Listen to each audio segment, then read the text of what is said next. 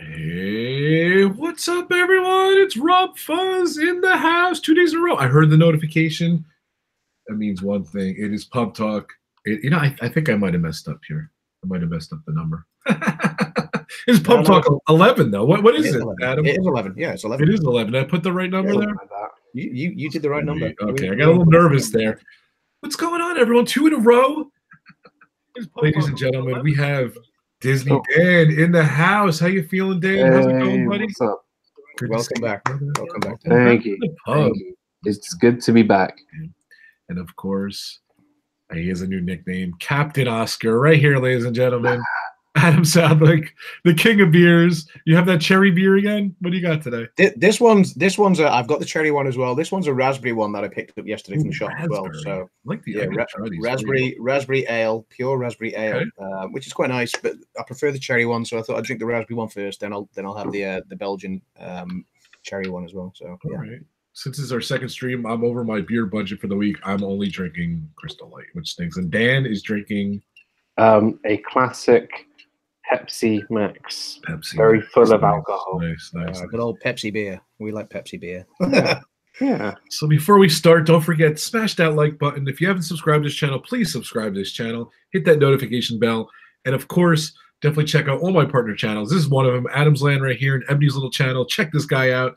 Mr. 1000, Disney Dan in the house, my power channel, and all my power channels, all my partner channels, of course, my sponsors, D&G Explorers, my buddies, and of course, 360 Multimedia, my other sponsor, but it's a self-proclaimed sponsor because it's my company. But definitely check out those sponsors. I appreciate it. Welcome to the chat. What's going on, everyone? I'm sorry I haven't been here lately. I've been really busy, all that stuff. So let's see who's here. But yeah, we did 2 in a row, so which is great. Dreamers Empire's here. More Sunshine Movies. Who else is here? Diamond Films, Ruth Metcalf, Dreamers Empire, Disney Nerd Herders, Matt Lake. So yeah, welcome guys. Of course, welcome. Diamond Films is Frankie, my nephew, and I apologize, Frankie. Yeah, we haven't done Frankie Friday in 2 weeks. I apologize. Hopefully, we're gonna do it this week. We need a topic though, and Frankie, you know I love you. I'm so sorry we haven't done Frankie Friday, but it's all right. What? Oh my God! Ladies and gentlemen, Frankie is here. Look at this live talk. Come on, you want to join us? Make it up to you. All right, look at that. Immediately ended. What? Whoa! For a moment there, I was like, "Whoa, how'd you do that?" I didn't see that coming. I can hear the live chat. Frankie in the house, ladies and gentlemen. What's going on, Frankie? Frankie came over today. That was a little staged. I gotta bring Frankie. Joining us today, special guest Frankie Friday. Frankie of Frankie Friday. What's up, buddy? Nothing much. Yeah, you watched the Oscars last night? No, obviously. He could chime in. He's cool. You want to real quick? Coke reveal. Here we go. Always. Every time I'm in any live stream of any sort. There we go.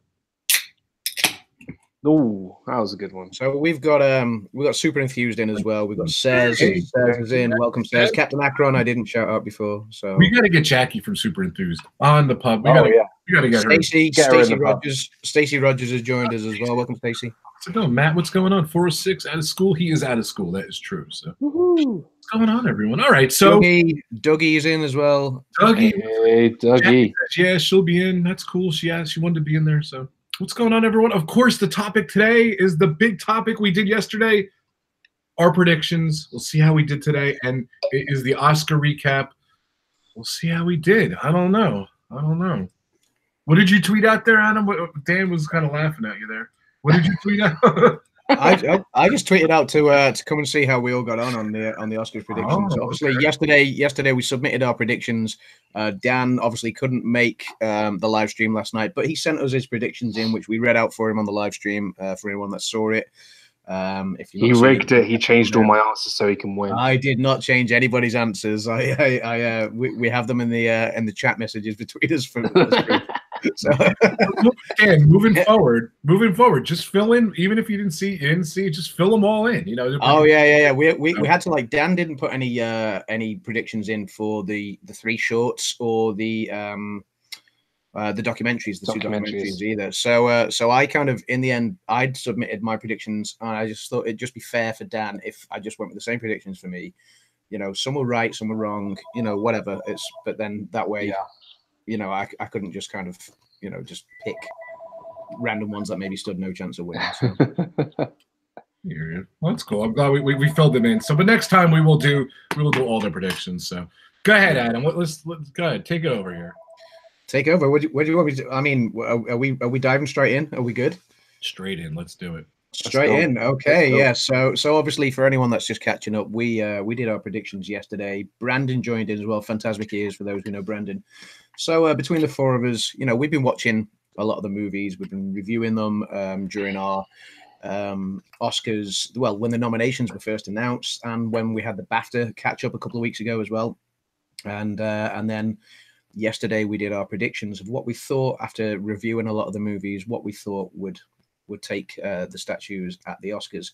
So obviously the night started with the first category, the first award dished out was that for the best actress in a supporting role. So one of the big ones straight from the start. So obviously the nominations were Emma Stone from The Favourite. We had Rachel Weisz also from The Favourite. We had Amy Adams from Vice, Regina King from If Beale Street Could Talk, and Marina de Tavira from Roma. So just to recap, I went with Rachel Weisz. She won the BAFTA. I think did she take a Golden Globe as well? I can't remember. But Globe as well. Yeah, that's right. So yeah, and she won the BAFTA. So I went with Rachel Weisz. I knew Regina King was being raved about as well, but I decided to stick to my guns and went with Rachel Weisz. Dan, you went with Emma Stone, didn't you? Is that right? Yeah, I went for I wanted to choose out of the two favorites. Yeah, from The Favourite. From The Favourite, because Rachel Weisz won the BAFTA, I felt like Emma Stone was going to grab the Oscar. But it's quite, you know, I was actually rooting as well for Amy Adams, even though she wasn't going to win because she's been nominated 6 times, and you know she wasn't going to win. But this really was quite interesting because there was a lot of unexpected wins, and I think this one was again an unexpected win. Well, so yeah. I mean, I with you going for Emma Stone, I preferred Emma Stone's performance in The Favourite. Me too. I thought she eclipsed Rachel Weisz personally, but I thought Rachel Weisz had the momentum going in. Brandon, I can say, did go for Amy Adams, and I thought she turned in a fantastic performance in Vice. You got to remember that the role she played, you don't watch that performance and think Amy Adams at all, like, you know. So the transformation was fantastic, and to cap it all off, Rob, you went with me, didn't you? And you went with Rachel Weisz for this one. Yeah. So as it turned out, and I knew there was a lot of buzz leading up to her, and I very almost picked her yesterday, but I stuck to my guns.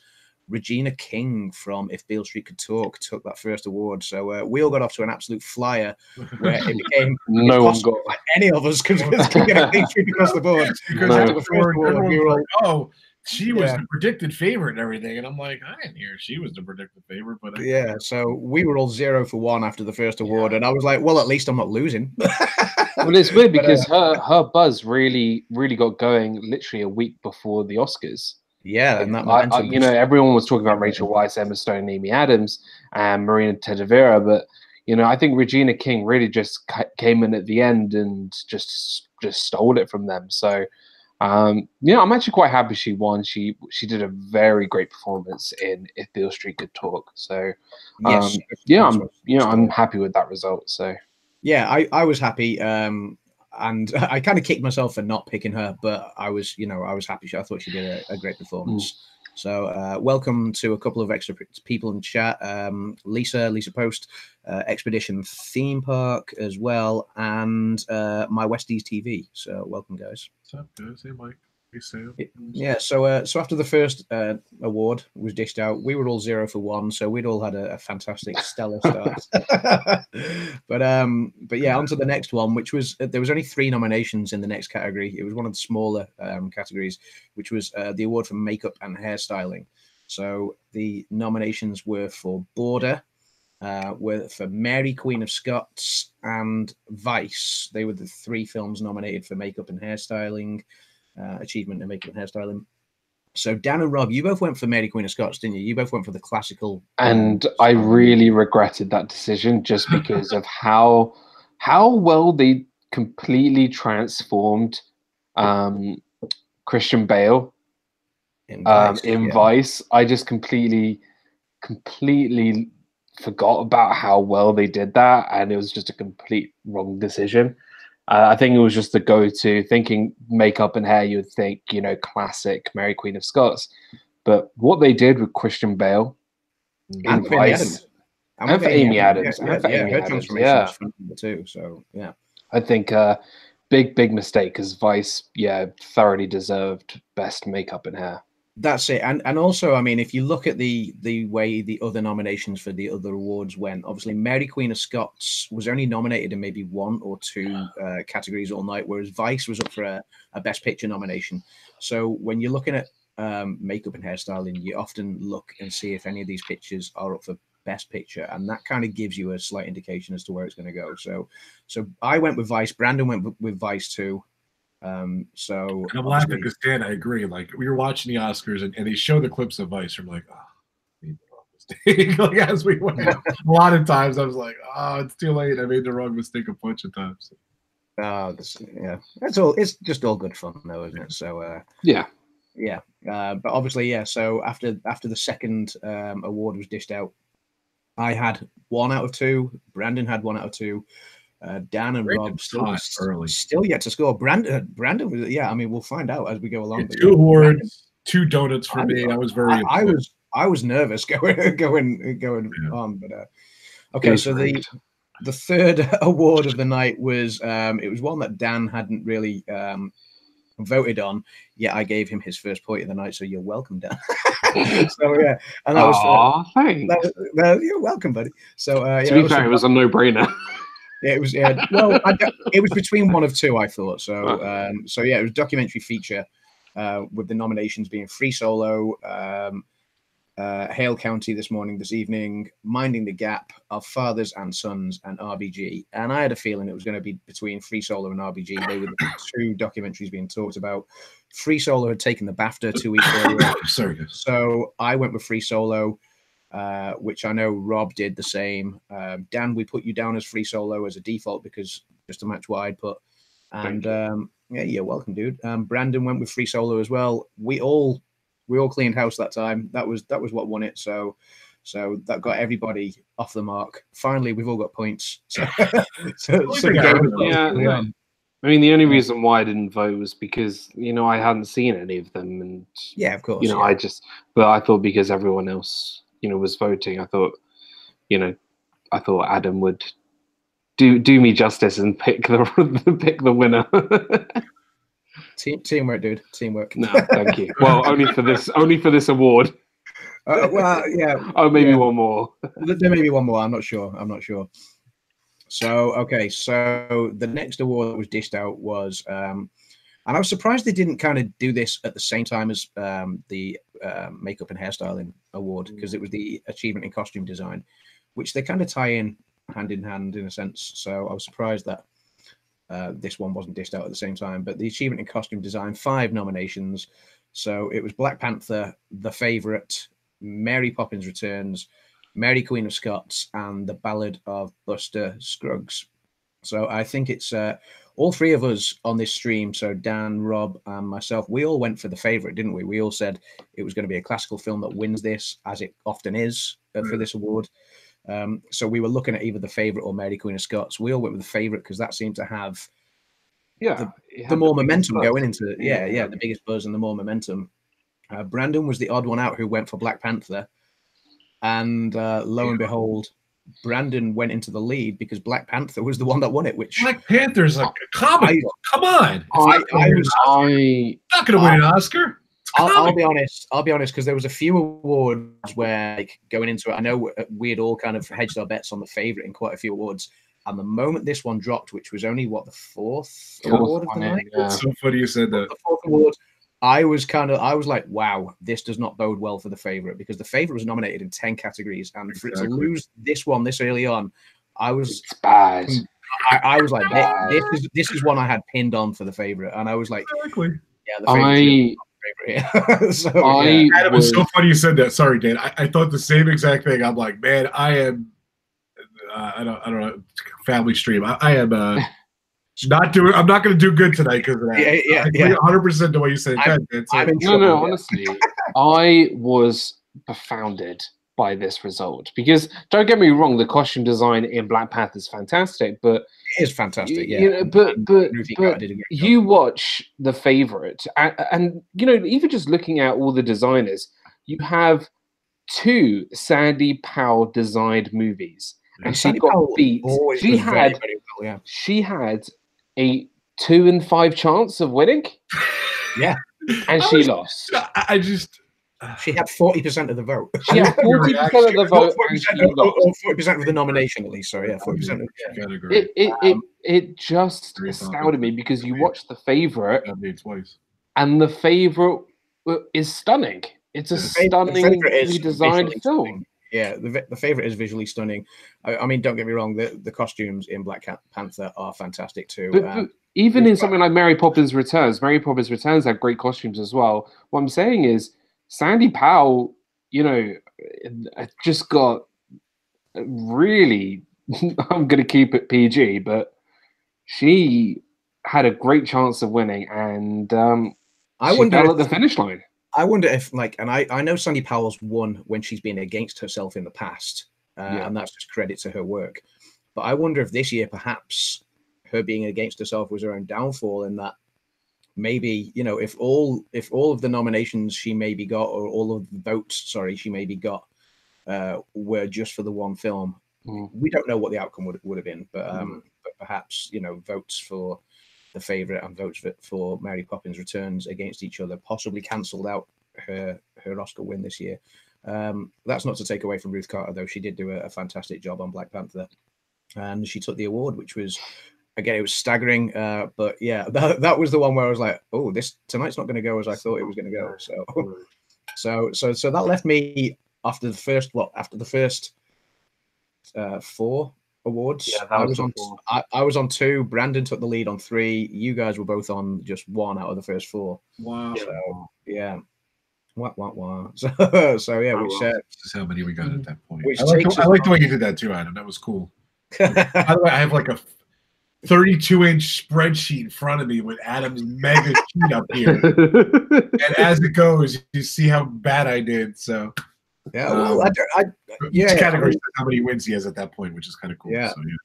So achievement in film editing was the next award. So obviously the nominations for achievement in film editing went to Bohemian Rhapsody, Vice, The Black Klansman, The Favorite, and Green Book. Once again, you two guys, you went for the same films. You both went for The Favorite. Yep. Me and Brandon both went for Bohemian Rhapsody. The reason I went for Bohemian Rhapsody was because John Ottman, who was the editor. Now, normally an editor would work very closely with the director once the film's wrapped shooting to put all the editing into place in post-production. Obviously, it was well publicized that Bryan Singer was sacked from the Bohemian Rhapsody movie before it finished shooting. So John Ottman had to do his job by himself. I think the Academy took that into consideration and gave him the award based on the stellar job he'd done without his director to assist him. So obviously Bohemian Rhapsody won it. Would it have won it had that controversy not happened? We don't know. That's Hollywood, though, isn't it? Yeah. But yeah, so obviously Bohemian Rhapsody took that award.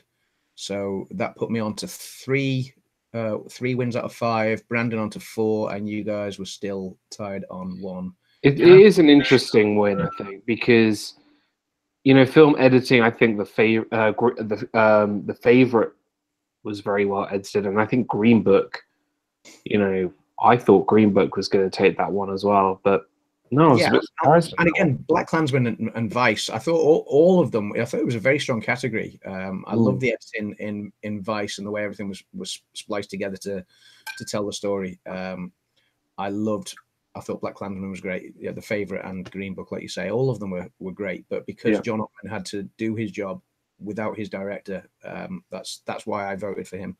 Or not, that's why I predicted him. Sorry, and yeah, he got the vote. So So yeah, so that left us on 3 for myself, Brandon on 4. So clearly, at this point, the favorite was not many people's favorite. At this point, the favorite was not many people's favorite, and the next award was the one that left me most staggered by this. Me too. So that was the achievement in production design and set decoration.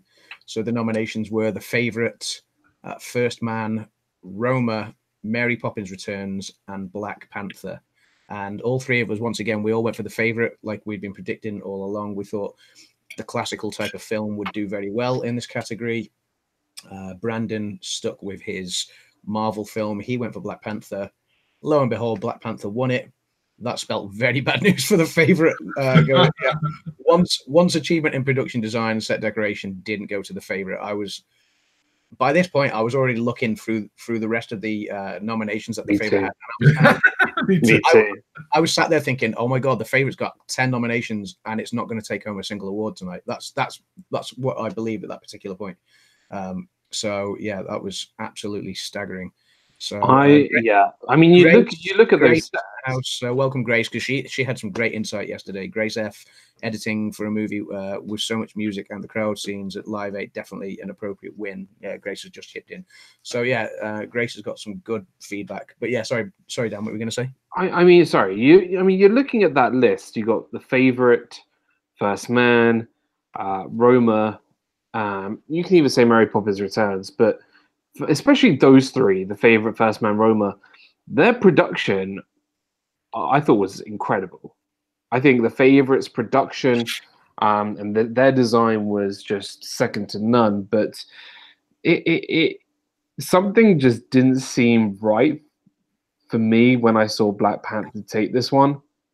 I don't know why, but I think, like you said, once Black Panther won this one, I was like, right, The Favorite. All my predictions for The Favorite, I might as well have just, thrown out the window. But yeah, I was absolutely staggered by this one when The Favorite didn't win this one. Given the locations that they used in The Favorite, the historical mentions and things that they used to really capture the essence of the story, I couldn't believe it. I mean, don't get me wrong, all of them have got fantastic production design and sets.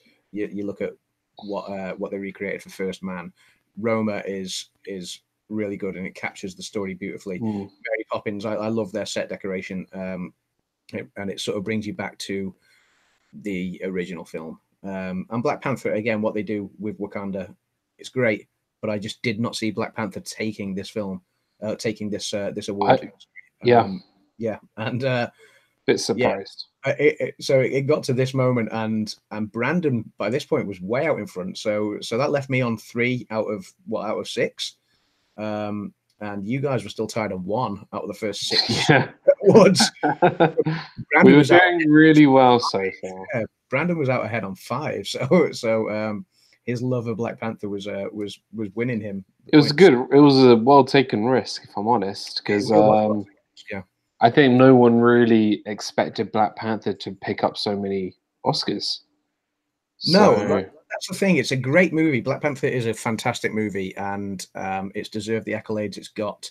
But I didn't see it scooping as many awards as it did. There was a few surprise winners last night, and obviously we'll get onto those as we go forward. Welcome the Mickey Bunch. Welcome Kay into the chat. Kelly. Yeah.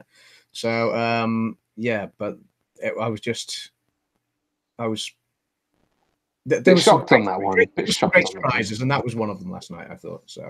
So which moved us then on to one of the ones that I think was an absolute given last night, which was the achievement of cinematography.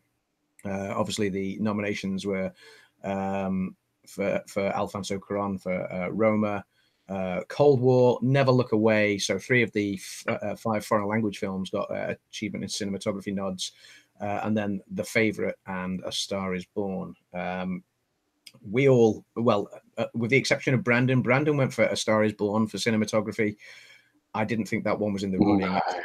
I thought if it wasn't the one that did win it, I thought the only one that could push it was maybe Cold War, because that was also shot beautifully in black and white. Great cinematography. But obviously it went to the one that we all predicted, which was Roma. Alfonso Cuarón got his first Oscar of the night. And yeah, very well deserved. That was definitely a shoe-in, I think. So. Was that when Guillermo del Toro gave like Alfonso Cuarón like the biggest hug I've ever seen in my life? No, I think that was for one of the later awards. Later ones. Yeah, that was one of the later ones. Bring that up. Yeah, but but yes, he did give him a huge hug. Yeah, great friends. But yeah, achievement in cinematography was one of the ones that was definitely a shoe-in. So Stacey Rogers says, Adam, did you hear the one guy thank me in his acceptance speech? He said Stacey and a whole bunch of words, then Rogers, and so he said my name. Stacey, I didn't hear that, but I'll go back and watch that. That's funny. And I'll drink to your thank you in the acceptance speech. So yeah. So okay, so this is where we started to gain ground back on Brandon, because that gave you guys your second points of the night. It gave me my fourth. Yeah, Brandon was bragging all along. He was way ahead of us here. I was real nervous. Sorry. But then we went into achievement in sound editing and achievement in sound mixing. So achievement in sound editing was first, which was the nominations were for First Man, A Quiet Place, Bohemian Rhapsody. Excuse me, sorry, D&G burp.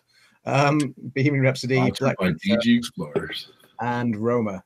So we all went for the same vote on this one. We all got the winner, which was Bohemian Rhapsody. Yeah, achievements in sound editing and sound mixing. As I said yesterday, they usually give those awards to either a good war film or to a musical film. Obviously, there was no soldier stories in this one this year. There was no soldier stories in the race. So it was likely to go to Bohemian Rhapsody in this case. I thought sound editing maybe shouldn't have gone to Bohemian Rhapsody even though I voted for that one. I thought that was my prediction. I thought First Man or A Quiet Place were probably more deserving of sound editing if you know the difference between sound editing and sound mixing. Yeah. Did you see A Quiet Place?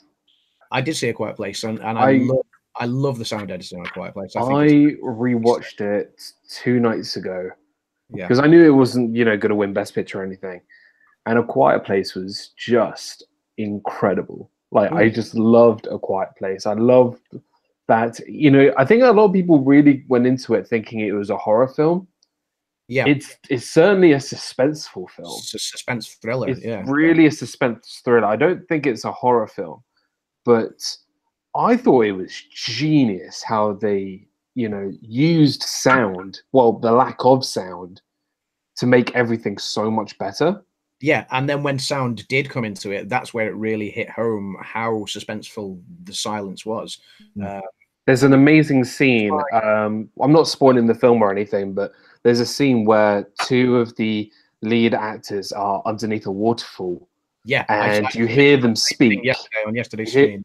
You hear them speak, and you're like, "Wow, this is really powerful! Like, this is like amazing sound." So.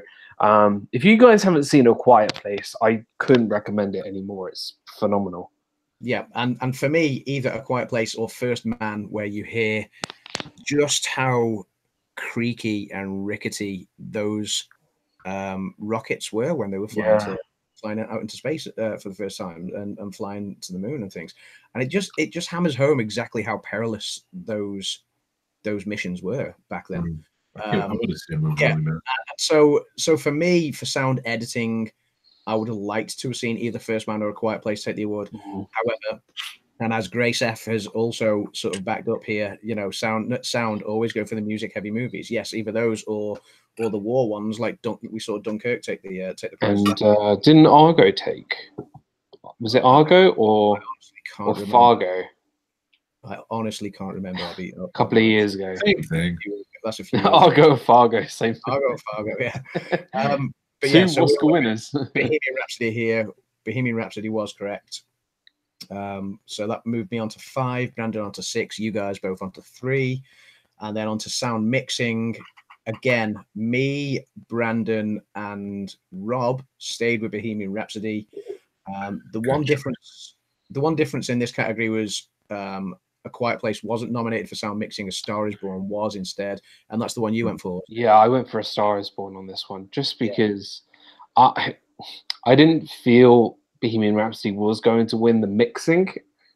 I thought sound editing, yes, but Mixing, I was a bit unsure about because there is a difference, but knowing the Oscars, if you were going to go for editing, you should have gone for mixing as well. So not the whole case, but most of the time should have. But I thought A Star Is Born had better way of mixing their music, their sound, and just the way they made the film using it and mixing everything together. I thought was a little bit better, but I should have. I would have given Star Is Born a lot more awards. It was a great movie. It just didn't make it. It was going to do exactly what it did, and it did. Yeah, so.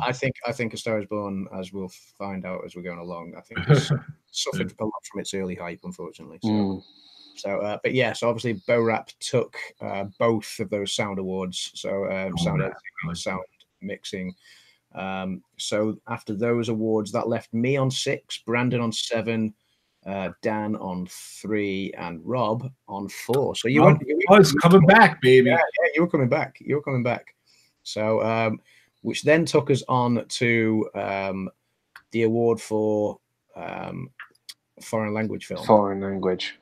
Now this one we all said was a shoe-in. The only person who deviated from this was Brandon. So, and he went with the one I thought was going to give it a run for its money if any of them possibly could. So we had Capernaum from Lebanon, we had Cold War from Poland, we had Never Look Away from Germany, we had Roma from Mexico, and Shoplifters from Japan. All 5 films from, like, I've not seen all of them, but from what I've read up on them, they're all quite highly praised this year, and a lot of people have actually said in any other given year any of these could have taken the prize, but up against Roma, they just didn't stand a chance. They had no chance.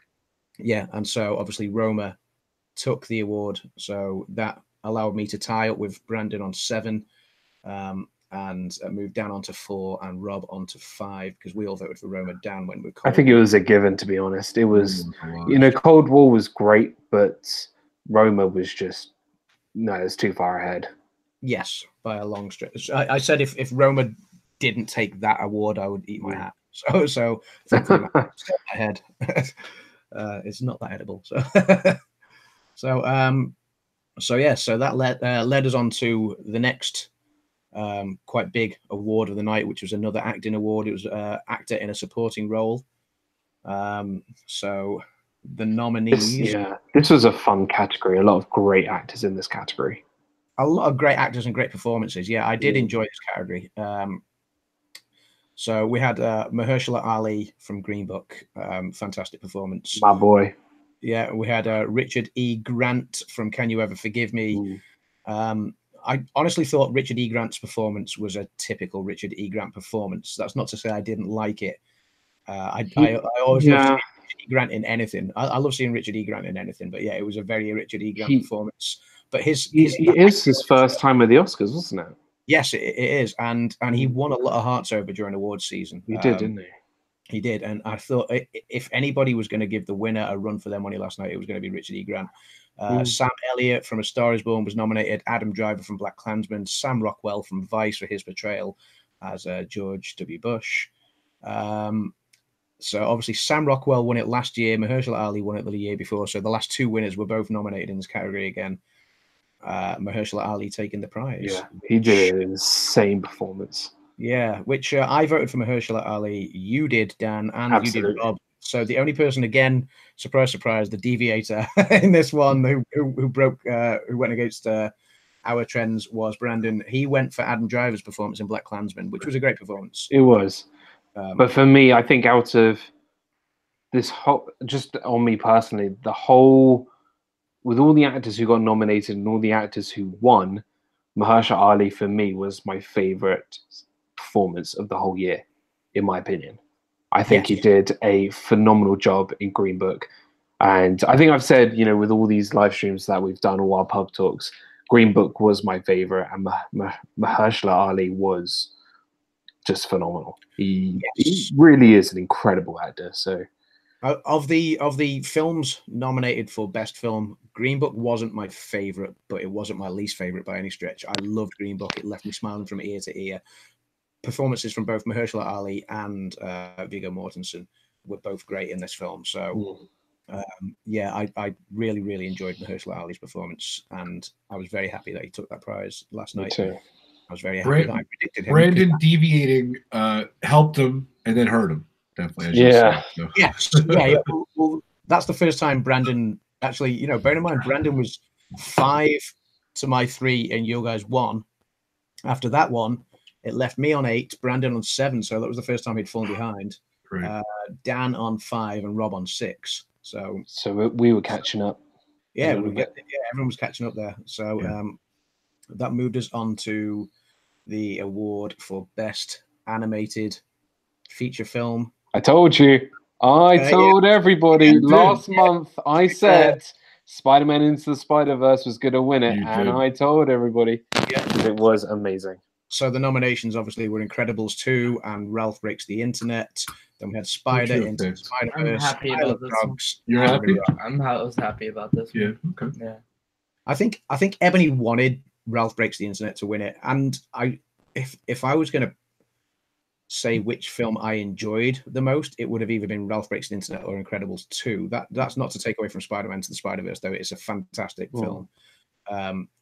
I did sit there, and about sort of 20 minutes in, I said, wow, I can see why this one's going to win it. I had the feeling. I knew it had the momentum going into the Oscars. And so, we all predicted Spider-Man Into the Spider-Verse. So we all just the buzz. Yeah.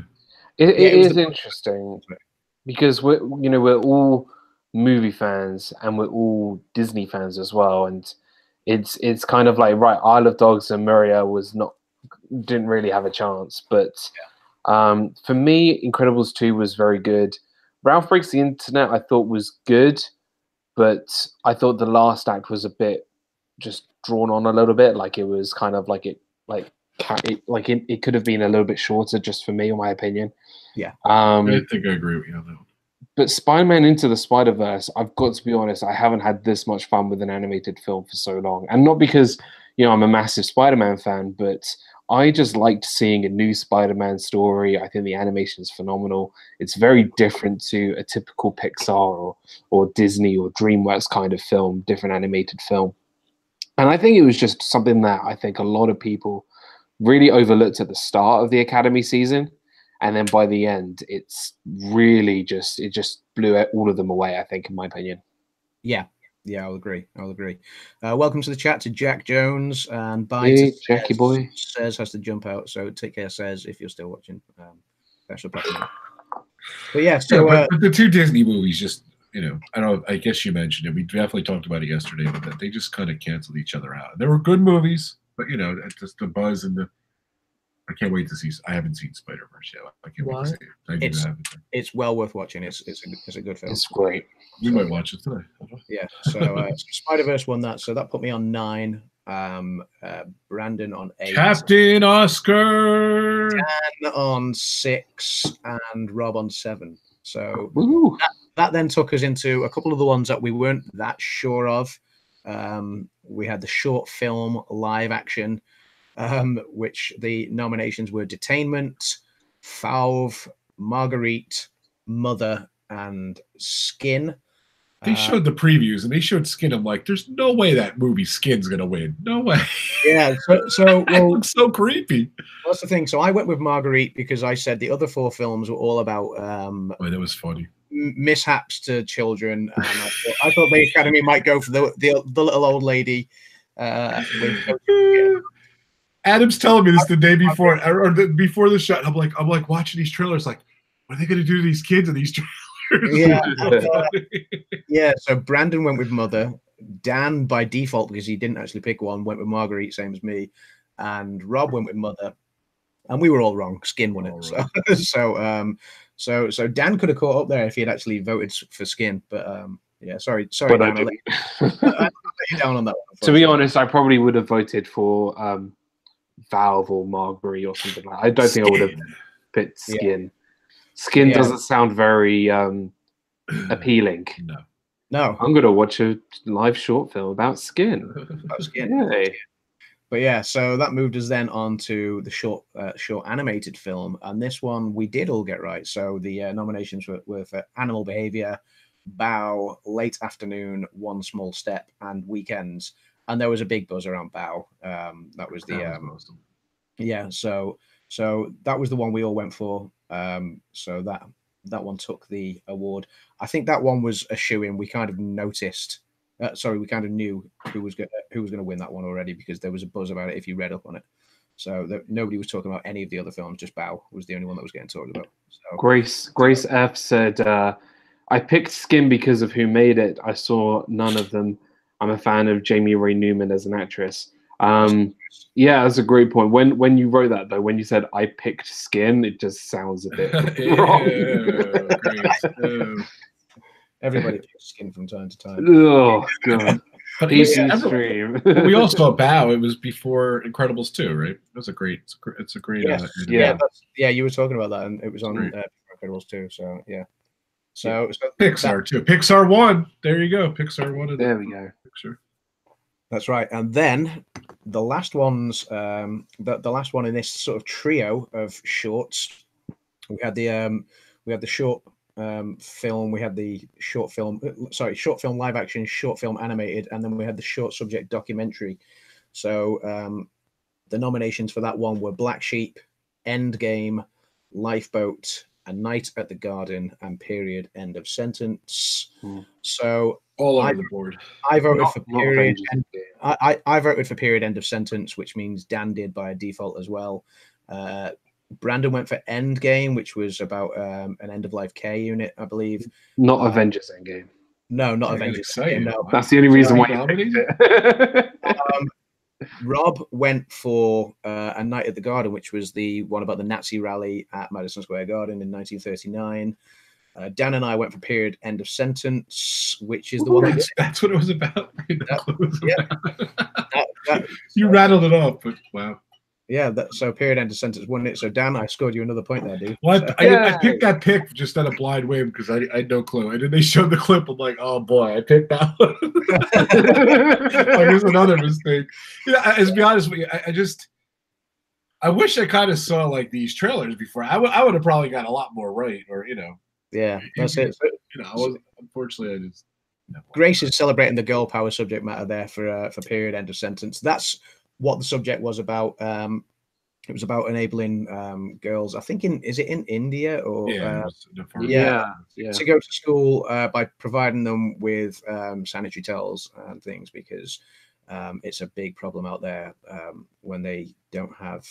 Yeah, the acceptance speeches were crazy. Like even the people who won that, they were shocked they won, and their acceptance speech was really funny. And just to see their euphoria was fantastic. Yeah.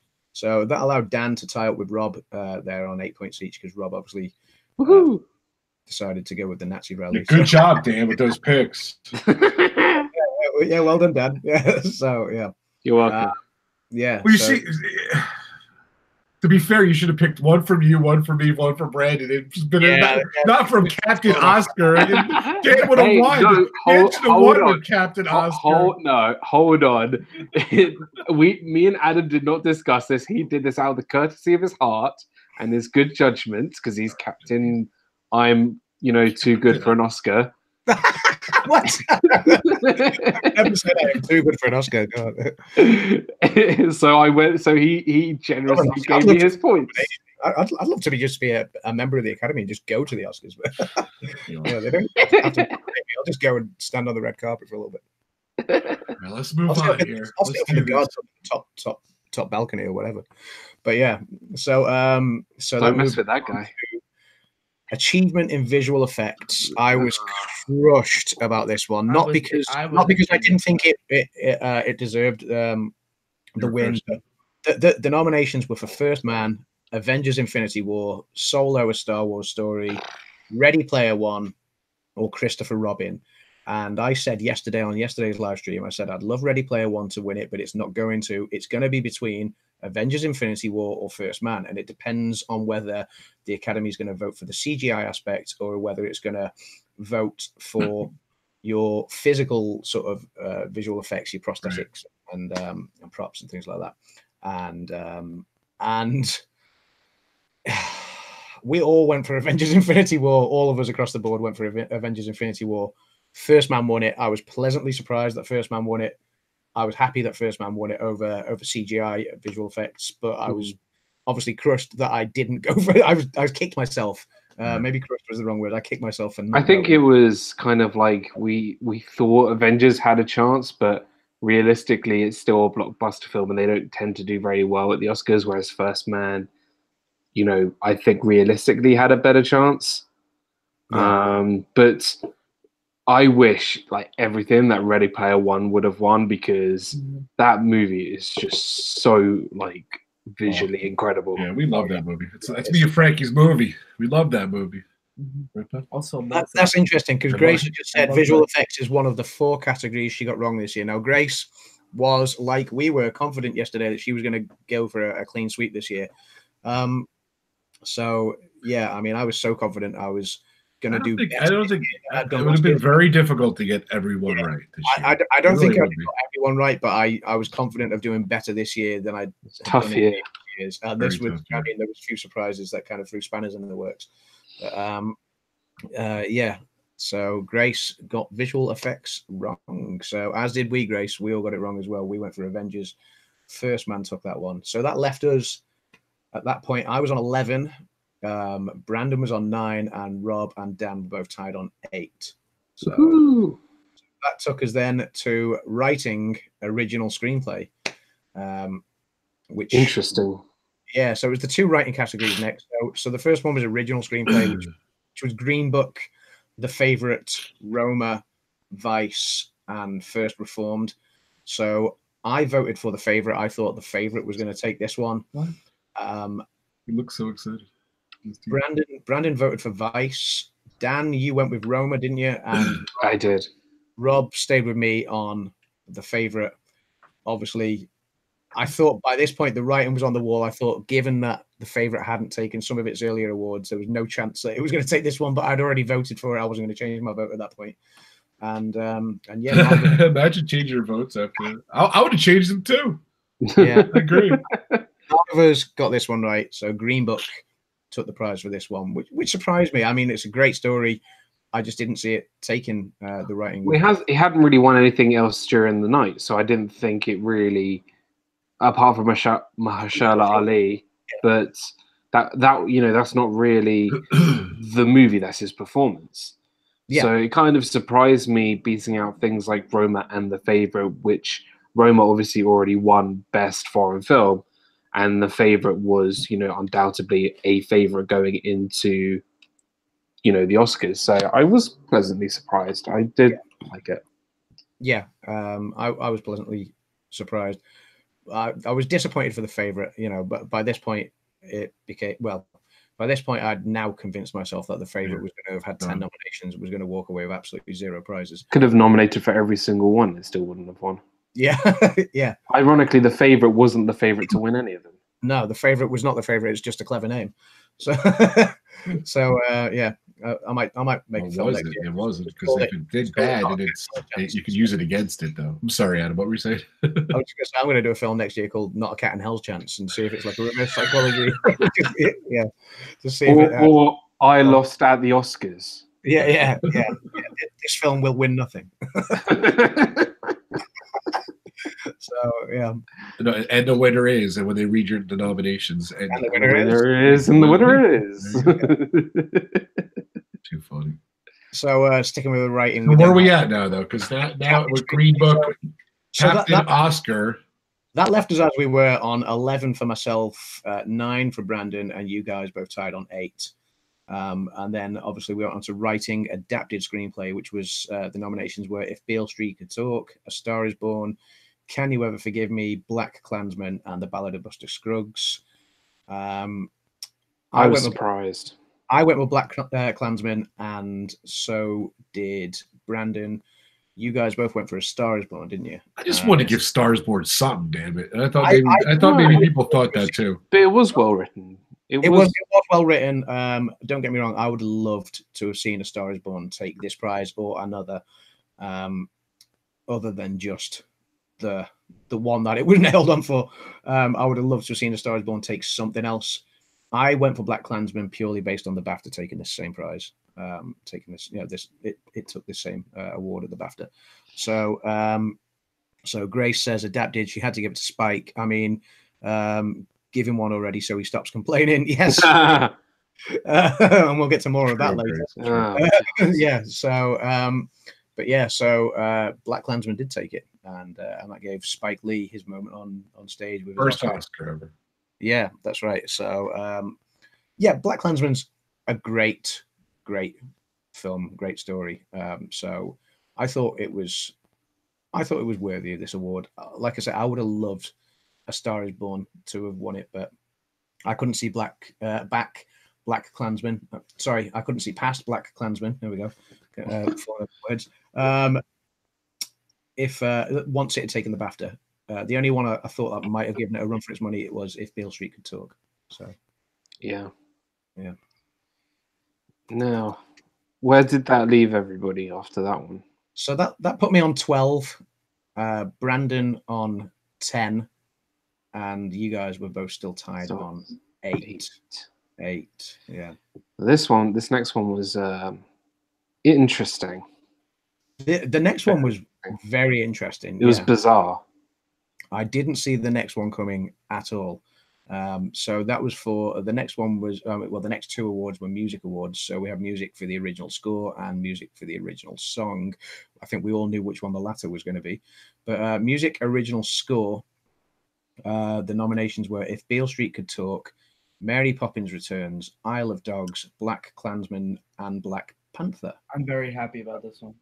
You're happy about this one? Yeah, because the composer of the music, I don't know how to pronounce his name, but yeah, I've known him for a while, and I've seen him like come up over the years, and very happy he won this. Nice. Yeah. Nice. So yeah, so I voted for the score for Black Klansman.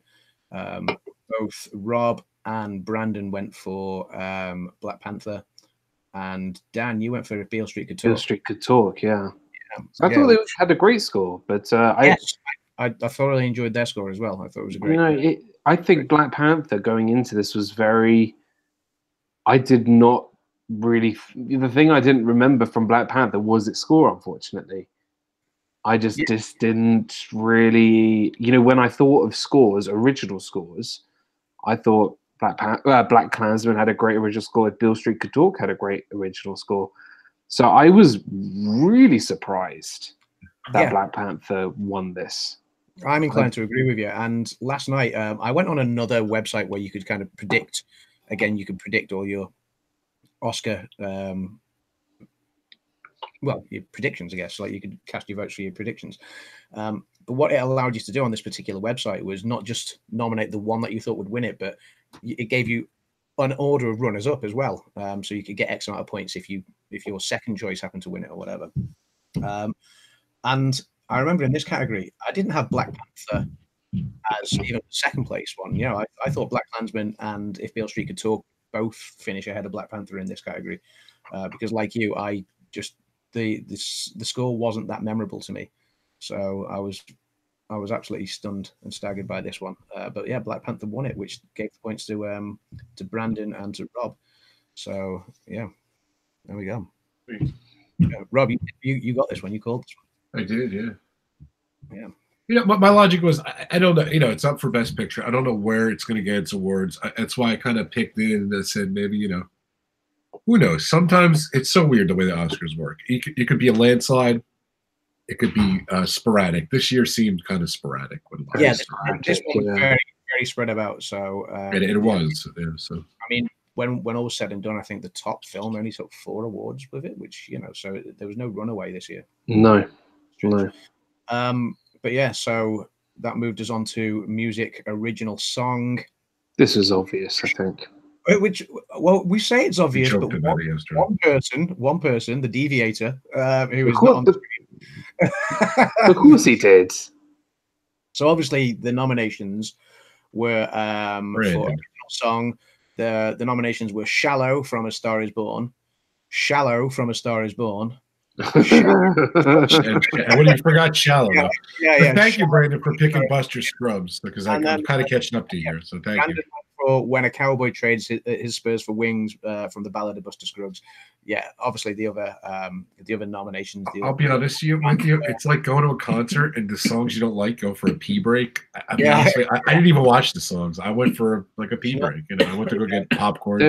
This was a no-brainer. Honestly, it was a no-brainer. Welcome, Mike and Jen.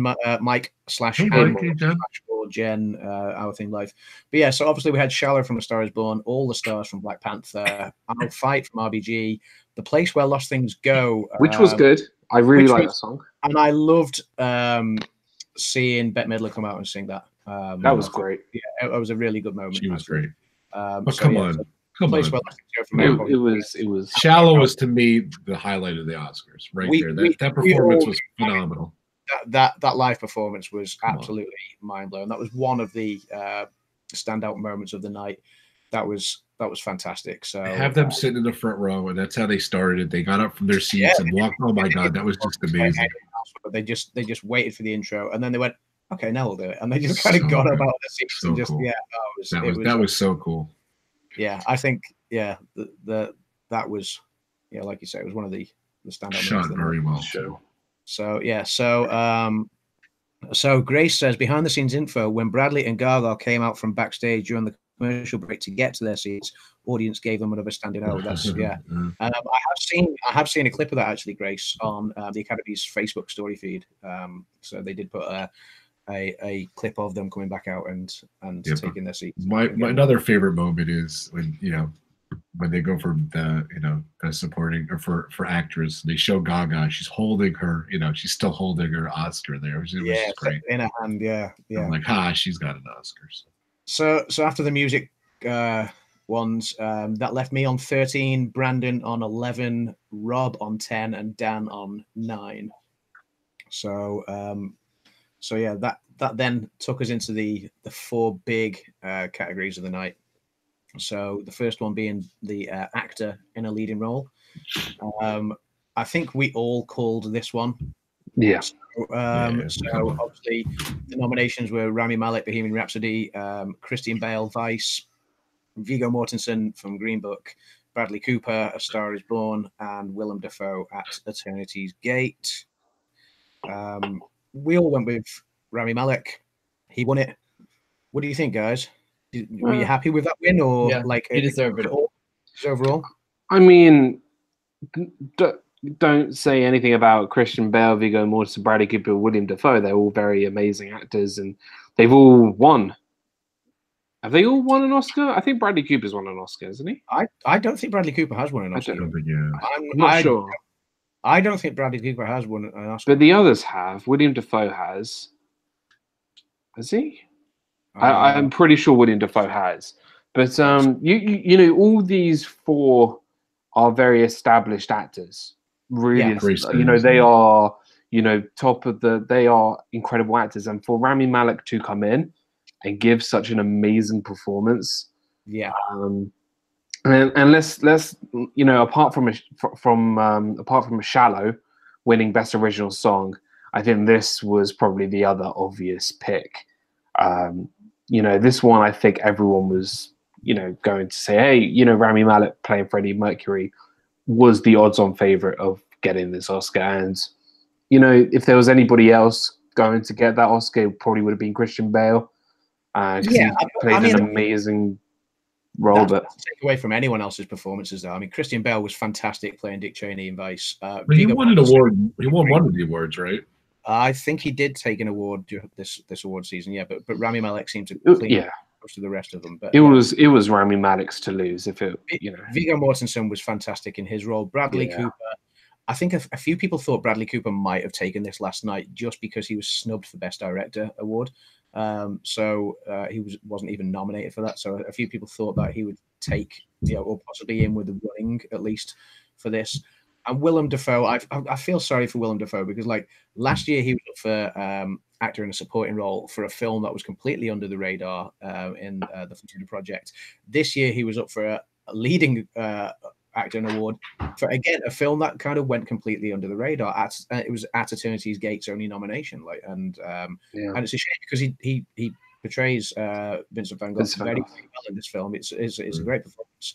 but it just kind of, the fact that the film wasn't there in the spotlight kind of left, I think, I probably left him as an also ran from the start. You know, his performance wasn't being spoken about at all because all of the other films were at least cast into the spotlight a bit more. But yeah, Rami Malek, we all went with that one. We were all right. Did he even thank Freddie Mercury? He did thank Freddie Mercury. Yeah, he did. Yeah, it was good to see Queen. Queen opened the show, of course, which was Queen opened the show, which was a fantastic opening. And what did we think of the lack of host this year? I liked it. I was going to bring it to the end. We're going to talk about that. Okay, yeah, we can bring up the talking points to the end. Yeah, that's a good point. So, okay. But I'll be honest with you, I didn't think Bradley Cooper had a chance in hell. I'll be honest with you, because of the world season, he just zero buzz, zero. It was such a great movie, and I loved him. I think he deserves the award. Actually, I think he did great. But I just had, we weren't going with our hearts. We were talking about that. We went with who we were. I went with who was going to think was. Yeah, I wanted Viggo Mortensen. Yeah, I really wanted Viggo Mortensen. I love Viggo Mortensen's performance in Green Book, but yeah, Rami Malek. But like, why didn't Viggo even like he had zero buzz? Him and Bradley were like in the same. He had no buzz, zero buzz about winning this. The thing is, what I felt with Viggo Mortensen, he was kind of outshone by Mahershala Ali. You know, I think out of those two, I think Ali did a better performance as a whole than Viggo Mortensen. But not saying Viggo Mortensen did a terrible job, but I think Green Book's, biggest, performance was from Mahershala Ali. Yeah. I mean, don't get me wrong. I thought Viggo. I thought they complemented each other well. But yeah, come on, he's Aragorn in Lord of the Rings. Yeah, but Grace has just said Rami won 8 of his 9 nominations this season. So yeah, that's pretty impressive. Bale did win lead actor in a musical/comedy at the Globes. So Sam's in the house. Welcome, Sam Media. Hey, Sam Media. Yeah. So after Rami Malek took that award, that left me on 14. Well, we all picked him, so yeah, just really didn't really do anything. So, yeah, me on 14, Brandon on 12, Dan on 10. And Rob on 11, and then so we went into which is respectable. 11, come on. Yeah. Oh not yeah. Like someone didn't pick my other picks for me. Oh, get off. Sorry, dude. Go ahead.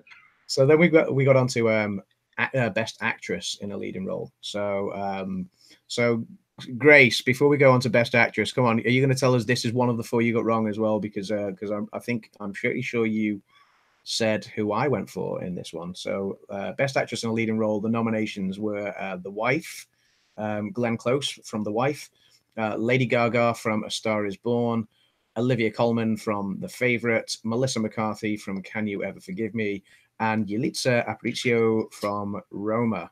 None of us voted for Melissa McCarthy or Yalitza Aparicio. I think we all thought they were also rans, even though, to be fair, and I will say it, Melissa McCarthy's performance I thought was great in Can You Ever Forgive Me, and Yalitza Aparicio was great in Roma. But I went with Glenn Close from The Wife. Rob, you did too. She seemed to have all the momentum, especially after her speech at the Golden Globes. What's her deal? How many times has she been nominated? That was her 7th nomination. 7? I thought that was going to go for her as well. And she never won, right? Before this? Never won. That was her 7th nomination. So without winning to date. Lady Gaga, Bradley went for Lady Gaga, and Dan, you called it. You went for... You know the reason why I went for Olivia Colman? One, because she won the BAFTA. I thought she got a bit of momentum from there. 2, I think... Glenn Close, as much of an incredible performance she gave in The Wife was not a featured film at this Oscar. Yeah. Like, it really wasn't featured at all. Whereas The Favourite had 10 nominations. So even before the Oscars went about, that was kind of like a favourite. They were thinking more of The Favourite than they were The Wife. And if it was, if it was down to it, Olivia Colman did an amazing performance, and she had that momentum from the BAFTAs, and that's why I went for her, because I just there was something about Glenn Close was just not. That movie's from like 2 years ago or something too. It's just weird. You look it up, it says 2017. It's just bizarre. Like I never heard of that movie. I did almost go with Olivia Colman instead of Glenn Close because of what you just said. I think it often helps if again a performance, and like I was just saying about Willem Dafoe, like At Eternity's Gate wasn't nominated for anything else. Neither was The Wife, other than Glenn Close's performance. However, I do always look back to the year Julianne Moore won Best Actress for her performance in Still Alice, which was again that was the only nomination for Still Alice that year. And Julianne Moore's performance was absolutely fantastic. In fact, her performance made me to tears, I'll be quite honest with you. It was such a beautiful film and such a beautiful performance from Julianne Moore. So Glenn Close. So close, but... I thought her performance was a little understated, but I thought it was a very solid performance. And I just thought the momentum she had going into the Oscars, I thought she was going to take it. So I went with Glenn Close in the end. Whereas if the BAFTAs had maybe been 2 days instead of 2 weeks, sorry, if the Oscars had maybe been 2 days instead of 2 weeks after the BAFTAs, I might have gone with Olivia Colman. You know, did you see Hereditary? No, I haven't seen that yet, actually. The actress in that, her name was Tony something.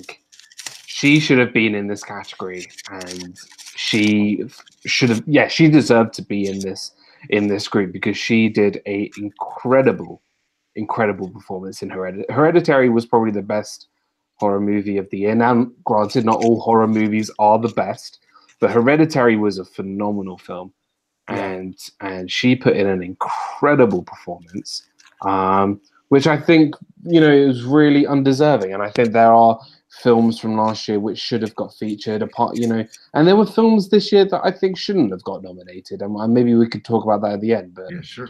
Adam, what are you eating? What is that? No, I was just the cherry beer. So. Tree beer. I didn't want to take your take, but I was like, I thought he was getting the bubbly out. That's the PubTalk. So. It is quite fizzy. I had the bubbly last night for the Oscars, and I do have more bubbly to drink. Nice. Bless her, poor Ebony last night. She wanted to stay up for the Oscars. The problem was she'd woken up well too early on Sunday morning, and I was like, she's not going to last. She's not going to last. And how long did she last? She lasted up until midnight, and then and that's still an hour before the actual ceremony starts. And she kind of sat in there watching some of the red carpet with me. She said, "Can you wake me up in an hour when the ceremony starts?" I said, "Yes, of course I will." Would she wake up? Would she heck us like? she just. I shook her about 10 times. Ebony, wake up! It's starting, and she just didn't wake up. So I waited a little while, and then you recorded it. She can watch it, right? Yeah, I've recorded it. She's gonna watch it. She's off school this week, so she's due back with me on Wednesday night. So I've got a few more treats and stuff, and we'll watch it again together then. So cool. Grace F said Collette. Yes, Toni Collette was the actress in Hereditary, which she did an incredible performance. So Toni Collette, go check her out in Hereditary. Brilliant film. Yeah, and Mike says he's seen Hereditary. It's quite creepy and awesome, but she carried the movie, and really completely agree. Slightly misleading. So really, really incredible. Weirdly, Hereditary reminded me a lot of Inception. Now, they're very different films. One is, a very mind-messing film, sci-fi action film, and Hereditary is very much a creepy horror film. But they both play with your mind a little bit, and again, very misleading. So I would definitely check out Hereditary. Really good film. Cool. I'll check that out. All right, here we go, ladies and gentlemen. So after Best Actress in a leading role, we had 2 awards left. I was leading on 14. Brandon was on 12. Dan and Rob were tied once again on 11 after Dan caught up with predicting Olivia Colman, who, by the way, gave the speech of the night. Yeah. And you know what? Even though I predicted wrong, I'm so glad Olivia Colman won. Me too. Purely for speech. That for me. That whole speech, I was in stitches throughout. That was one of my highlights of the night. Olivia Colman just... her BAFTA one was hysterical. I think she just... Her BAFTA one was hysterical, but the Oscars one, because she seemed completely unprepared for it. And do you think she was unprepared for it? Do you think she was playing it up? I think she was unprepared for it. I thought it was great. I don't know. She's I also think an actor, so. What? Yeah. Oh, she's an actor. Yeah. I think she had something in mind. Yeah, maybe it was hilarious though. It was hilarious all the same. So yeah, if I tell you what, if she planned that, she should write. If she planned that, she should write comedy because it seemed to flow from the heart and from. I think she was in a comedy, wasn't she? Yeah, she was in Peep Show for a while, wasn't she? So which is a great comedy. So yeah, so that's where she started out, I believe, in Peep Show. And Hot Fuzz. Brandon's joined to say, so who won? Brandon, we're getting you're gonna have to wait. So we've got 2 awards left to go. So achievement in directing was the next one. Again, this one seemed to be. I'm going to say it right now. You won because there's only 2 more categories. You're at 15 and we're at 12. So. Whatever. There goes the suspense. So. And when you put a thing out on Twitter saying, "Hey, guess who won?" Wink, wink, smiley face. I jumped ahead a little bit. Go ahead. Achievement in directing. We all seem to know who was going to win this one, with the exception of Mr. Deviation, who seemed to go with the all night, which did well to begin with. Yeah. So achievement in directing. To be fair, though, I think Brandon just watched Black Klansman and he went nuts on Black Klansman. So. Yeah, he did. And Black Panther. He seemed to nail his flag to the masts of Black Klansman, Black Panther, and Bohemian Rhapsody all night. To be fair to Brandon, so he stuck to his beginning with B. Yeah. So, but achievement in directing, the nominations were Alfonso Cuarón for Roma, Adam McKay for Vice, Yorgos Lanthimos for The Favourite, Spike Lee for Black Klansman, and Pavel Pavlikovsky for Cold War. We all said it was going to be Alfonso Cuarón. No brainer, especially as he was nailed on for cinematography as well. The exception was Brandon went with Spike Lee, who a lot of people obviously were backing Spike Lee as well, but it was Alfonso Cuarón. I didn't have any doubt on this one, and he took the prize. So that meant that you guys tied up with Brandon there onto 12. So that pushed me onto 15. Thanks, Brandon stayed on 12. Dan and Rob equaled Brandon on 12, and that took us into the best picture category: Black Panther, Black Klansman, Bohemian Rhapsody, The Favourite, Green Book, Roma, A Star Is Born, or Vice. And 3 of us went with Roma. The one who didn't go with Roma, Brandon stayed with his Black Klansman vote. And none of us got it right. Not one of us picked Best Picture. So Grace. Grace, did you get this one right? So I want to know what Grace went for. I'm sure Grace said she was going to go for Roma as well. So I think we spoke about this on our predictions a way back, and I remember saying, look, my head says Roma, my heart says Green Book, because I loved Green Book. You put Green Book twice. But you love Roma too, though. Dan. I loved Roma. I'm not gonna lie, I loved Roma, but Green Book was definitely my favorite. But because Roma did so well, I thought Roma was going to win Best Picture. But I didn't care if I won or lost our prediction thing. I just am so happy that Green Book won, because Green Book was my favorite film of the year. Wow! So Grace changed her. Grace changed hers to Green Book last night. She said so. Oh, yeah. Pre or during? Brandon says Black Klansman deserved it, and he doesn't know how the hell Green. But did you watch Green Book, Brandon? Did you really? Green Book is a great story. Now, it's had a bit of controversy behind it. I think a few people felt, and this was surmised on Sky TV in the UK last night by the panel watching the Oscars, and they said the thing with Green Book, it felt like it made the whole issue around the race issues in the 1960s. It made it too simple, and it made it quite sanitized, and it felt like a race movie made by white people, and that was spoken by white people who said this on the panel last night. So they said it didn't seem to cover the race stuff well enough in depth. And looking back at Green Book, I can kind of see what they mean. That said, I still thought it was a fantastic story, a fantastic film, and in my heart of hearts, I wanted A Star Is Born to win, but I knew it was never going to be in the running. I knew leading up to last night it was going to be between Green Book and Roma, and I said on yesterday's stream, my heart says Green Book, my head says Roma. Usually my head is right. This year I was pleased that my head was wrong and my heart was right, and Green Book won it, even though I voted for Roma. So yeah. I was wrong. Brandon did watch Green Book, so I apologize. But you know, Okay. it's you know why I picked it. You know, yes, maybe it was too simple. Maybe it was, you know, spoken more from a white person's perspective. But you know, I don't. That yes and no. Maybe that doesn't always make or break a film for me. You know, it's all, you know, if it's Best Picture, it's about, you know, the whole package, right? It's about the acting, the directing, the cinematography, the performances, the score, everything put into one, the best all-round movie. Now, for me, if you look at all the other films, you could probably argue that there is at least something that may not be as, you know, not as all-round as you might think. And for me, just looking at Green Book, I see it more as an all-rounded movie. Okay. I think it's fairly balanced. So I'm not saying that all the other films are bad or anything, but I just really enjoyed Green Book. I thought it was directed very well, and I'm very happy that it won Best Picture.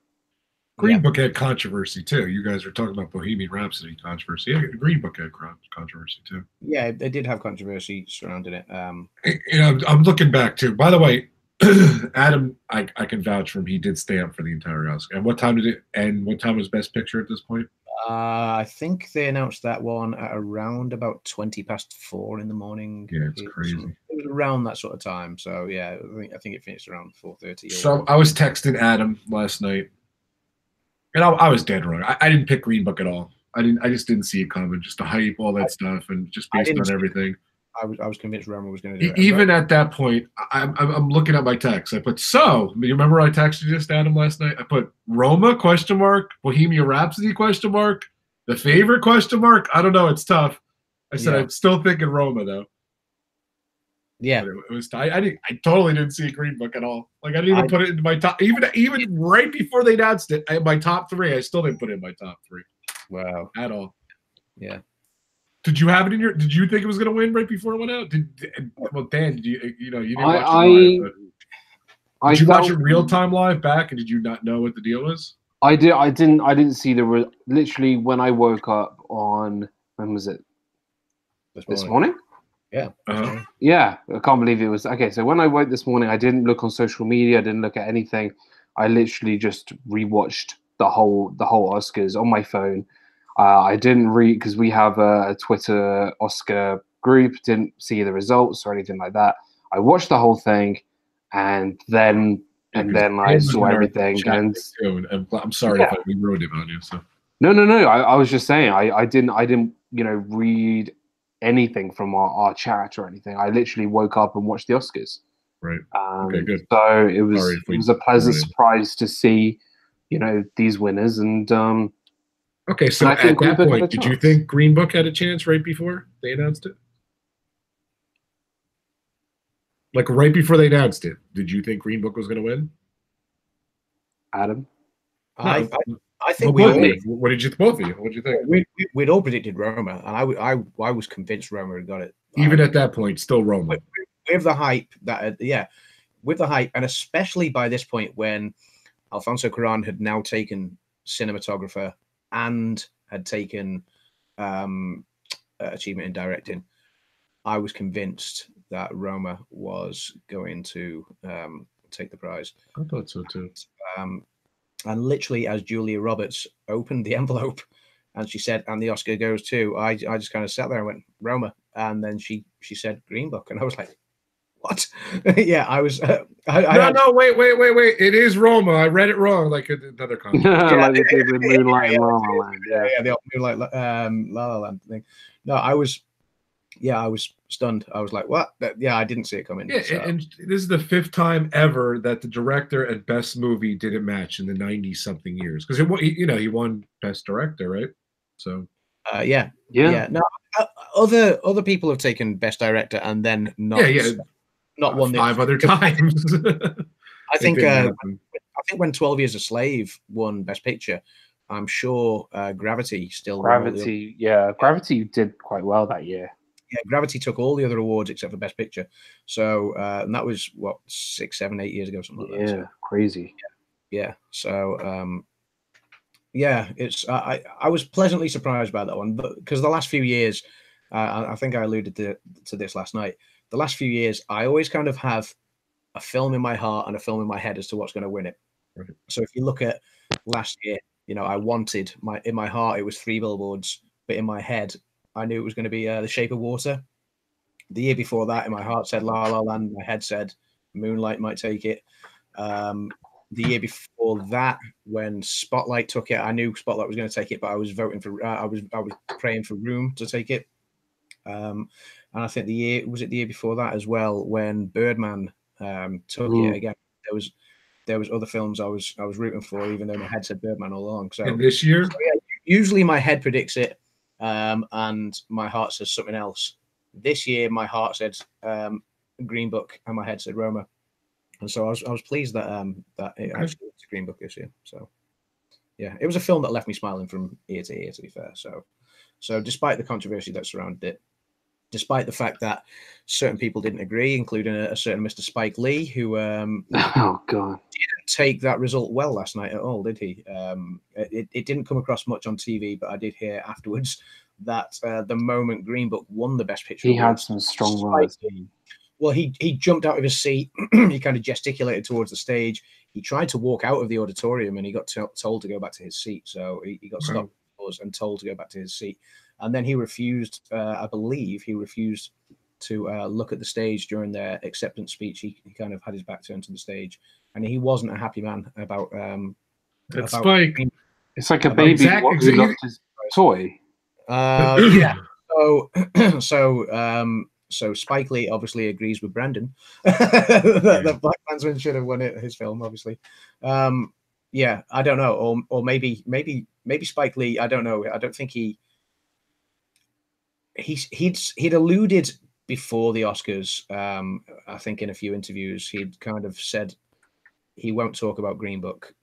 So he'd kind of alluded that he wasn't a fan of that film before the Oscars. And obviously, last night he let himself be known when Green Book took the prize. So yeah, that was one of the talking points of last night.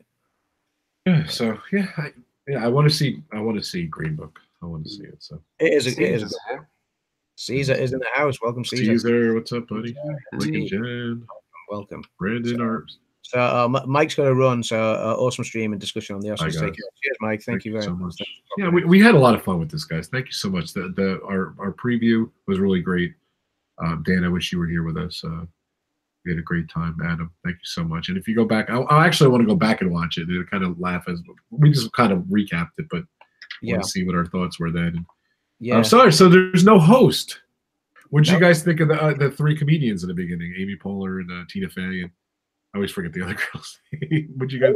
They could have been great hosts. Why not? They could have been great hosts. But I think it's funny. I was kind of dreading this year's Oscars because obviously we didn't know what to expect. The last time there was no host was 1989, and that was an absolute car crash of an Academy Awards.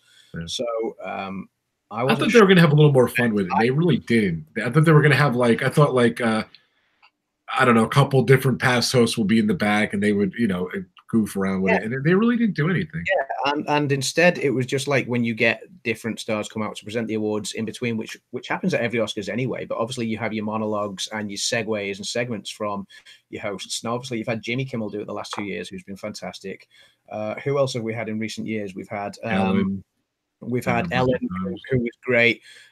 We had Seth MacFarlane, who I actually enjoyed his Oscars, even though it didn't go down that well. I did enjoy Seth MacFarlane's. A bit different. It was a bit different. We had Chris Rock as well.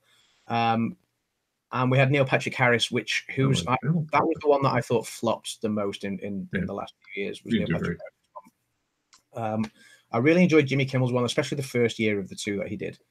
But I can see why. I think after the way last night went, it wouldn't surprise me if the Academy did the same thing next year and went with no host, because it seemed very seamless last night. Everything just kept on moving the way it should. There was no. They cut a lot of people off. If you think about BS, boom, out. If you think about, like, obviously you would normally have a big monologue at the beginning from the host, who has their say, and then halfway through they're going to come out and do something like Ellen DeGeneres ordering pizza or doing a selfie photo, right. or Jimmy Kimmel bringing in like a variety show. People like that, though. They want to see a variety show. Yeah, bringing in members of the public, or taking a few stars to the theater across the road and surprising people across there, which he did last year. Yeah. Things like that. It just kind of slows the whole thing down and it stops that momentum. And I thought, bearing in mind the Academy wanted to try and shorten the show anyway, and they, by doing that, or by trying to do that, they wanted to present 4 of the 24 awards off screen and do it during the commercial breaks. I think having no host this year just allowed everything to flow seamlessly. You still had your comedic moments. You still had your fantastic moments. That opening segment after Queen performed, where you had the 3 of them come out, which was great. You had the Mike Myers and Anna Carvey Wayne's World bit introducing Bohemian Rhapsody, which I thought was fantastic. I was so pleased to see those two on stage together. And there was a few other moments as well that were golden last night. And Melissa McCarthy coming out to produce hair. Was it funny? Oh my god! Yeah, costume design. Melissa McCarthy coming out to produce to present costume design. That was hilarious. So, she's great. It didn't need a host, and everything moved along seamlessly. That's my thought, and it wouldn't surprise me to see the Academy do that again next year. I love the montages they do. The people who died, and the one montage just showed like all the different movies from the year, not even nominated movies, just. Yeah, and that just makes you love movies again. I was kind of wishing they would do a little bit more like that. Some years they're heavier with that. Yeah, but I thought that's the direction they were going to go. They were going to show more of those montages because I love those. So yeah, but they showed 1 or 2, and it was cool. So yeah, it was nice. So Dan, you want to chime in what you thought about that? Yeah, I think everything flowed way better. I think if there was a host, I felt like it was cut back, cut forward, cut back, cut forward. Like, it was very. I like the fact it was, flowing really, really well, and it felt quicker. It did. Obviously it's a long, it did feel real ceremony. It was strange, yeah. But it felt quicker, and I think because sometimes when you watch these Academy Award shows, I often get I drift off a little bit, like. Next up, hair and makeup. Drift off a little bit because it's 4 o'clock in the morning over there. Jesus. Right. I'm joking, guys. Yeah, for best live action short film. There was a lot of goofy acceptance speeches too. That was but I don't feel. I think to change the formula by not adding a host, I feel like there doesn't need to be a host. I think the Oscars. The hosts are the actors and the directors and the people in Hollywood. And the presenters who present. Yeah, I don't think there needs to be a Ellen DeGeneres or a Neil Patrick Harris, in my opinion. No, that's right. And don't get me wrong. Grace is saying she loved Neil Patrick Harris, and I'm saying he was the one that, for me, flopped. I just thought his jokes seemed a little bit tired as the night went on, and you could sense that in the air that particular year as well. Ruth was asking who my favorite Oscar host was. It's either going to be Ellen, the year she did it, when was that, 5 years ago maybe now? Ellen or Jimmy Kimmel 2 years ago. I loved both of those as host. Don't get me wrong, I would love to see any of them back as well. But like I say, I just think last night flowed seamlessly, and it wouldn't surprise me to see the Academy do that same thing again. The comic book movie won 4 Oscars. That's crazy. Comic book, because the only other comic book film that I can think of won an Academy Award is what's his name? Heath Ledger in The Dark Knight for Best Supporting Actor. I don't think a comic book movie has ever done that well before. Black Panther and Spider-Verse. So. Take care, Brandon. Brandon's got to run out. Brandon, you finished Brandon. on 12. You tied with Dan and Rob. So the results. It's a 3-way tie, believe it or not. And of course, Captain Oscar won. Let's more Captain Obvious. Let's see. Captain Obvious. The guy, how many? Okay, tell everyone how many movies in the Oscars you saw. I saw 29 of the 31 that I wanted to see. So well done. That's pretty. We didn't do our impressive. homework. Dan did some of his homework. I didn't really do my homework. So. I was sat talking to my friend this evening on my phone, just sending a text message, and she said, "What are you up to tonight?" And I was like, "You know what? It's the first night in ages where I don't feel I have to sit down and try and watch 3 or 4 films or go." Well, what's left? Is there anything you need that you still want to watch? Still, I'm done now. I'm done. I'm done watching movies for a while. I'm just gonna. We can go back to playing Xbox, right? Yeah. I'll have a week of Nice. I've got to actually read a few scripts this week as well. Okay, nice. I think people will be like, "Hey, PubTalk are talking about the Oscars again." That's it. No more Oscar talk here. No more Oscars. It's finished. Said, "I know We'll go back to. I got 20 out of 24. Grace, you are the winner. Well done. Grace, wow. you can join next year's Oscar predictions. You can join us on this. What did Grace pick for her best picture? I forgot. I think you asked her. I didn't see. Grace She said changed. she did. She did pick it. That's right. She did say that. So she did obviously, the strict rules are, Grace, that and I was hammering Brandon on this last night because Brandon wasn't getting his predictions to me. He literally sent them. I think the Oscars was due to start at 1 a.m. UK time, and at like 15 minutes before, I was like, "Dude, send me your predictions, otherwise you're not in." And he sent them to me 3 minutes before the the stage. So I was like, boom, we're there. So the game's on. So yeah, you guys got 50%. You guys got 12 out of 24, which is not bad. Not bad. It's got half. I was going to finish higher than I have in previous years. I think my best is either 16 or 17, and I only got 15 this year. So I was a bit bummed that I didn't kind of. Yeah, I usually do better than 12, so I do better. So. Yeah. Can I just ask a question though? Why wasn't Bruce from Jaws: The Revenge awarded Best Supporting Shark? Nice, I like that. Well, Bruce from Jaws: The Revenge should be getting Best Supporting Animal of any category. Nice. And then it got exploded at the end. But I can't wait for Shark.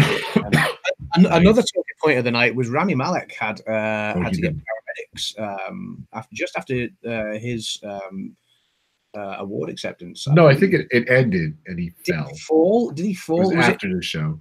Was it after the show? I knew he it was fell like off the stage. Yeah, he fell off the stage or something, didn't he? So yeah.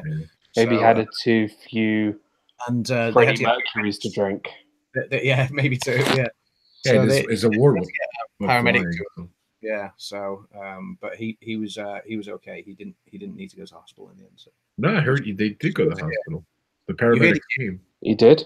I heard the paramedics came and he nearly had to go to hospital, but he didn't have to go. Could you imagine him in hospital and the doctors are like, "Hey, we just saw you on TV," and like, "Yeah, I got the Oscar right here, but you can work on my leg."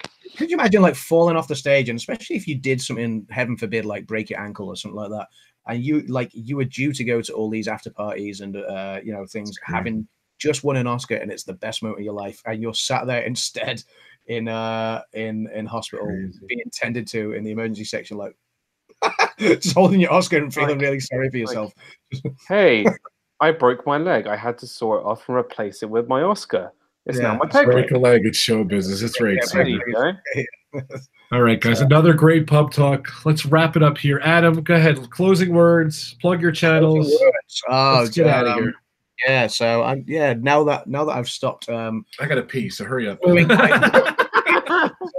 got to go to Black Ops. So, yeah. Now I've stopped gluing my face to films and TV screens and cinema screens. I'm gonna take a week to chill out, read a few film scripts, play some Black Ops, kill Dan. Everybody go shoot Dan, and Rob as well. Everybody go shoot Dan. I'll get some more YouTube content coming on there in the next couple of weeks as well. So stay tuned to AdamsLand. Always good fun. Cheers. Nice. Cheers. And definitely check out AdamsLand and Ebony's little channel. Definitely subscribe to this guy. His link's right below there. Mr. Disney Dan, Mr. 1000 subscribers. What are you at now? I need 4. I think 4 subscribers to get to 1,100. Woohoo! Nice. Let me double check though.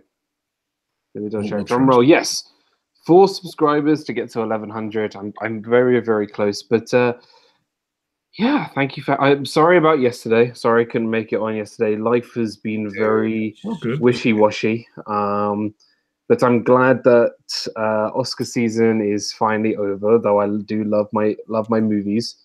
I'm glad now we can wait till another year to talk about the Oscars. Still a big, why wasn't Paddington 2 nominated for Best Picture? But you can't win them all. But it is a great movie. But yeah, no, thank you, Rob. Always fun being on here, and Disney Food Fridays on Fridays. Obviously, Disney Fiasco will be on Saturday. And yeah, just more videos to come. I'm going to do some weird, wacky videos, and I have a couple of announcements coming very soon to do with August. I was going to say something, but I guess it's not announced. So sweet. I'm glad I didn't say nothing. Is it about August? Yes, it was actually. Okay. I'm glad you said that because I was just about to go, hey, but no. Hey, I'll just say, guys, if you're in Florida in August, you can announce your thing. Don't say no, I've already said it right there. I've said it a billion times. Times. I'll just put a teaser out. If you're in Florida in August, just stay in August. Stay in August. Stay in Florida. Scale's in the house. Where you been, Downscale? I miss you on my channel. Welcome, Downscale. What's up, buddy? Brother? All right, cool, Dan. Definitely check out Dan's channel. Congratulations on 1,100 subscribers. I didn't even announce this. Close to 1,100. It's close enough. I had 1,600 this week, so I'm very happy. Nice. So. Oh yeah, So yes, thank you guys. I'm excited. And we got this guy right here, promotion. What are we doing on Friday? I don't even know. We're gonna do Frankie Friday. Yeah. We don't know. You guys have a good topic for us at all, Mr. Disney? Well, anything to do with food. I mean, There you go. What, Adam? That's something about the Oscars. No, I'm joking. No Oscars, but food. We'll talk about it. The food served at the Oscars after party. No, I don't know. I don't think a lot of food was served at the after party. So Frankie Friday, this Friday, 4:30. Definitely check us out. We'll come up with a topic. I texted them today. We need a topic, so we need something. I'm sure it's Disney related, but we'll talk. Grace, I'm going to check out that Chris Gardner Twitter account as well that you just said about the show. Yeah. Right, guys. Downscale saying hi to everyone. Well, thank you guys so much. I had a great time with these awards shows and these different things we did. Thank you guys so much. I love PubTalk. I can't believe we've got 11 in the can already, so it's a lot of fun. Yeah, it's good fun, and yeah, I've had such a blast doing these whole, from when the Oscar nominations went out, and then the build up with the different award seasons and our predictions, everything like that. It's been a blast. It's one of my most favorite times of the year, so I can't wait to do it again next year as well. So, thank you, Dan. And anyone else in the chat there, Adam? Jedi Balloon Master in the house. What's going on? Jedi Balloon Master. Let's think about everyone. Thanks, Grace. MT, WD Gaming and Disney History. So Downscale here. Only just WD Gaming. Ruth, Sam, Lisa was here before. Fantastic year. Mike and Jen. Says was here. Says was here. There's loads of people. So thanks, guys. Thank you everyone for popping in. Bruce the Shark. So Confused, Westies TV. So yeah, guys, everyone, thank you for popping in. Noah's still here. So yeah. Maybe we'll watch Jaws one day. We'll all have it on. You guys can put it on at home and we'll have a reaction. A Jaws marathon. Yeah, we'll try it for the first ones. You know what? I'll make you a deal, Dan. You will do Jaws 1 and we'll do Jaws the Revenge for you. Wait, no, but Jaws 3 is when they're at SeaWorld. Yeah, I was going to say, if we're going to stop, we might as well just do them all. So Jaws 2 is fine because you know what's funny about Jaws 2 is there's a great line in Jaws 2 where I can't remember who said it. It was like they go, yeah, sharks don't take like any grudges. They don't seek revenge. And then 2 movies later, they call a film Jaws the Revenge. He follows us to the Bahamas. And that was one more thing I was going to say about the Oscars. Where was Whoopi Goldberg last night? Because she was supposed to be presenting an award, and I didn't see her anywhere. So she's probably making Sister Act 3. Maybe. So, so yeah, we're getting more people coming. But there was one thing I thought though, like they had the girls in the beginning, and I thought they were going to have kind of like host moments with different people, but I guess all they did was those 3 girls, and then they didn't really do it. There was all presenters after that. They didn't really say like all the Avengers were going to like host. Yeah. There's supposed to be a lot of different rumors, I guess. Who knows? I mean, it would be pretty stupid to see the Hulk. It was good. 1 to 10. What'd you think of the Oscars? Rating 1 to 10, Adam. For me, this was actually one of the better ones in recent years, which surprised me because I wasn't expecting it to be with the no host thing. 1 to 10. I'm first reaction. This year a solid 8. Okay, Dan. It was a really weird. 1 to 10, Dan. Oh God. First reaction. Boom. 7. I give it a 7 too. I'm thinking 7, so I don't know. I can't give it any more. Better ones. Yeah, but that means it was good though. I didn't have really much gripes about it, but it was just a 7. If they had tacos, then I'll put it at a 9. What? Tacos with pickles. Nice. So right, yeah, very good. All right, we could be here for hours. Thank you so much. We'll be back though. PubTalk will be back. I had a lot of fun. Maybe we'll be back next week. Maybe the week after. I don't know. Cool. Dreamers Empire, Dean in the house. What's going on, brother? My agent, my super agent. Vicky as well in the house. Hey, Abby. Hey, Main Street Vicky. How you doing? So, and Leroy Jenkins asking where his chicken is. On that note, have a great night, everyone. Thank you so much again, Adam. Thank you so much, Dan. Cheers. Thank you, Frankie, my man. Definitely check out your channel as well. Sure. You're gonna you still Diamond Films? You still pushing Diamond Films? Check it out. Yes, on Twitch. I'm still waiting for those VR live streams on Twitch and whatever. So hopefully soon. You're Mr. Quiet today. All right, guys. Thank you so much. Good night, cheers, everyone. Cheers, Adam. Cheers. Everybody, go shoot Dan. Yes, let's go shoot Dan. Have a great night, guys. Thank you.